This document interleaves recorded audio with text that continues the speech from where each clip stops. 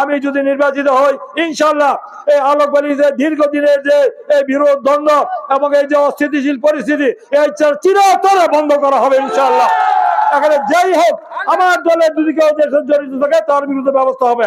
এবং প্রশাসনকে বলতে চাই, যদি এই পতিত স্বৈরাচারের দোসর দালালরা এই অস্ত্রধারী মাস্তান গুন্ডারা তারা যদি আমাদের ঘাড়ে ভর করে এখানে যদি অস্থিতিশীল পরিস্থিতি তৈরি করার চেষ্টা করা হয় তাদেরকে কিন্তু রেহাই দেওয়া হবে না। প্রশাসনকেও নিরপেক্ষ ভূমিকা রাখতে হবে। আপনারা নিরপেক্ষভাবে আপনারা এখানে পদক্ষেপ নেবেন। আমি চাই না এই আলোকবাণীতে অশান্তি সৃষ্টি হোক। এখানে আমাদের দীর্ঘদিনের যে আধিপত্য বিস্তারকে কেন্দ্র করে এবং আমাদের পতিত স্বৈরাচারের যে দোসর দালালরা তারা আমাদের মধ্যে বিরোধ সৃষ্টি করে এখানে এলাকা অশান্তি সৃষ্টির চেষ্টা যে একটি পায়তারা করে যাচ্ছে, এ কারণে কয়েকদিন আগে বেশ কয়েকটি প্রাণহানি ঘটেছে। এটা অত্যন্ত দুর্ভাগ্যজনক, দুঃখজনক। এখানে এই ফ্যাসিবাদ মুক্ত পরিবেশে আমাদের অন্তর্বর্তীকালীন সরকার এখানে তিনটা প্রাণহানি ঘটেছে। এটার জন্য আমরা তো দুঃখিত, ব্যথিত।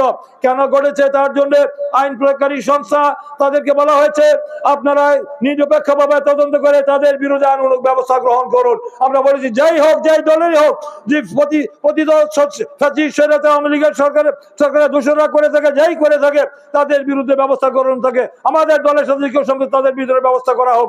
এই ব্যাপারে জিরো টলারেন্স।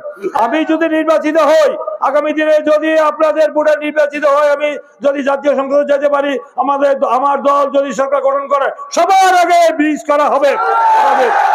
আমি আপনাদের দ্যাথিন করতে বলতে চাই, আমি যদি নির্বাচিত হই সবার আগে আপনাদের খাল খনন হবে এবং আমাদের সব মৌসুমে, শীত মৌসুমে, বর্ষা মৌসুমে সব সময় আপনারা এখানে লঞ্চ নিয়ে আসতে পারবে, শুধু স্পিড বোট না, শুধু ট্রলার না। সেই ব্যবস্থা আমি ইনশাআল্লাহ করে দিব আপনাদেরকে। সেটা আমাদের আপনি আগামী দিনের জনপ্রতিনিধি হতে পারে। তাইলে উনি বলছেন 31 দফা রাষ্ট্র সংস্কার মেরামতের রূপরেখা দিয়েছেন, তার মধ্যে আপনাকে কৃষি, স্বাস্থ্য এবং শিক্ষা ক্ষেত্রে ঢেলে সাজানো হবে। এবং যে আমাদের বলা হয়েছে নারীদের জন্য ফ্যামিলি কার্ড করা হয়েছে, 2500 টাকা ফ্যামিলি কার্ডের মাধ্যমে তাদেরকে নগদ অর্থ না সেই পরিমাণ নিত্য প্রয়োজনীয় দ্রব্যমূল্য দেওয়া হবে। এবং আমাদের বলা হয়েছে যে কৃষকদের জন্য কৃষি কার্ড, কৃষি প্রধান দেশ, 90% মানুষ, 80% মানুষ কৃষির সাথে সম্পৃক্ত। কৃষক বাঁচলে দেশ বাঁচবে, তাই কৃষকদের জন্য একটি কার্ড দেওয়া হবে। সেই কৃষি কার্ডের 3 ফসলের 1 ফসল ক্ষতি হলে তাকে ক্ষতিপূরণ দেওয়া হবে এবং 10,000 টাকা কৃষি ঋণ সুদ সহ মকুব করা হবে, যেটা বেগম খালেদা জিয়া 5,000 টাকা কৃষি ঋণ সহ সুদ মকুব করেছিলেন। এই কৃষক ভাই কেউ আছেন এখানে? দাঁড়ান, কৃষক ভাই কেউ আছেন? তো 5,000 টাকা কৃষি ঋণ সুদ মকুব করছিল কে? বেগম খালেদা জিয়া করছিল না?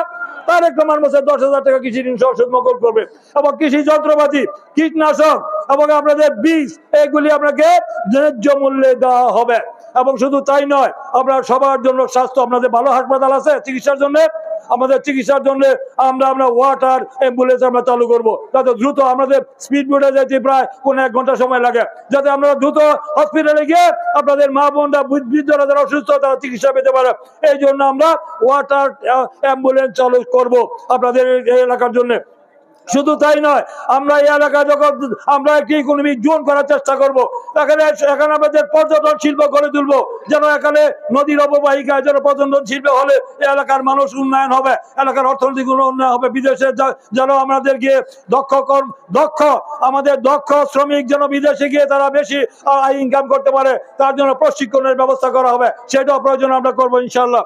তাই আগামী দিনে আপনাদের এই সকল দাবি দেওয়া, সবার জন্য স্বাস্থ্য, সবার জন্য শিক্ষা, এটা আমরা নিশ্চিত করবো ইনশাআল্লাহ। একজন লোক বিনা চিকিৎসা মৃত্যুবরণ করবে না, একজন লোক করবে না, তাদের জন্য চিকিৎসা করবে। সবার জন্য শিক্ষার বিনিময়ে খাদ্য চালু করেছিলেন, উপবৃত্তি চালু করেছিলেন, দ্বাদশ শ্রেণী পর্যন্ত আমাদের নারীদের শিক্ষা আমাদের ফ্রি করেছিলেন। আপনারা দেখেছেন বেগম খালেদা জিয়া বয়স্ক ভাতা, বিধবা ভাতা, প্রতিবন্ধী ভাতা, মুক্তিযোদ্ধা ভাতা দিয়েছিলেন বেগম খালেদা জিয়া। তারেক রহমান বলছেন 31 দফার মধ্যে দেশের সকল কল্যাণ নিহিত রয়েছে এবং আমাদের সুশাসন রয়েছে।